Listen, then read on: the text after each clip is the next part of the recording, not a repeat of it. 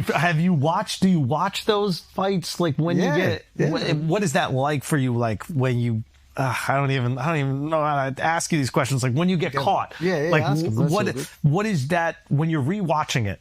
Can you separate yourself from it and just look at it technically and be like, oof, I shouldn't have been in it? Definitely. That's the only way I sort of look at it. Like, obviously you understand Ilya's power, but with that fight you're talking about, or even with the Islam fight, the second one with the 2 knockouts, I just look at, I should have done this, should have done that. They're pretty obvious to me anyway, so it's easier. The second Islam fight, I feel like your hand's here, and he like clips like the top. Exactly. I'm not. He earned that position. He earned that knockout. But to me, that was like I'm not. It's not luck at all. It's skill, etc.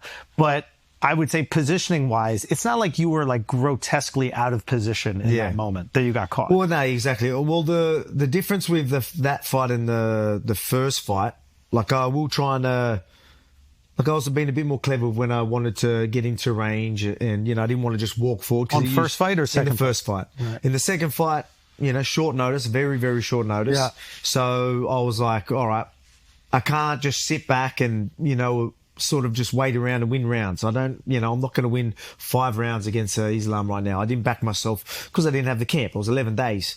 So I'm like, you're saying cardio-wise. Cardio-wise, I'm like, I'm not going to win a 5 decision against Islam. Well, the chances are a lot slimmer because I'm not going to be as fit as I'd like to be. So you were looking to get him out of there. So that's what I wanted. So I was like, all right, I'm going to press. That's why I'm going to come into range. So it means I'm going to be in range to be hit more. Yeah. I knew that he would be kicking. I knew that he would spam the kicks, especially because I was going to come forward like that. And even when he was kicking, I knew he was going to still go up. You're right. So I knew that was going to come.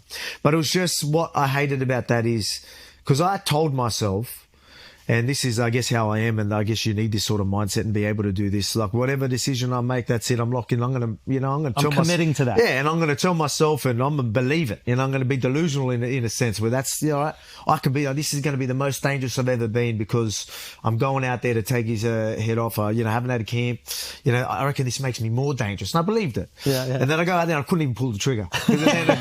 And when I say, I couldn't pull the trigger, right? I'm like sitting there and I'm like, it makes sense, right? You didn't have it like much of a camp. Barely any sparring, and then so your timing's just not going to be there. So I wanted to be like, I'm going to be in his face and then just let the hands go and I'll catch him.